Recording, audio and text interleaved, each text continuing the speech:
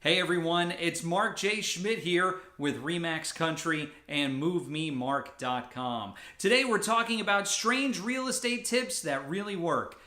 Over the course of my 16 plus years of selling real estate, I have learned a lot about really best practices, whether you're buying a home or selling a home or investing, whatever it is. And basically what I'd like to do here is share some of them with you. Some of these ideas, they're kind of off the beaten path, things you may not have thought of, but they'll make your buying and selling experience that much better.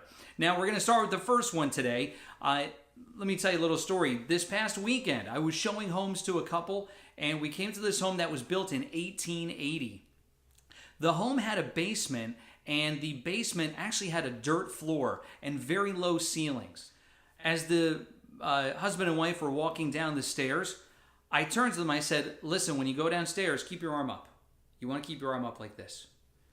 And they said, why? Is that so that, we don't bump our heads because it looks like there's a low ceiling? And I said, no, you keep your arm up like this just in case there's a spider web. Then your arm gets the spider web and not your face. Because going face first into a spider web is just not fun at all. But if your arm gets it, you can live with that. That's not too bad. So there it is. When you're walking into an unfinished basement, make sure your arm is up. You don't want to get a spider web in your face. Now listen, if you have questions about buying or selling a home, there's a great resource. It's www.MoveMeMark.com. You can check out my blog there. I've got lots of great information, and I've got a fantastic home search as well. And if you have any questions, you can reach out to me. All my contact information is there. So listen, thanks so much for watching Strange Real Estate Tips That Really Work, and I look forward to speaking with you soon. You have a great day.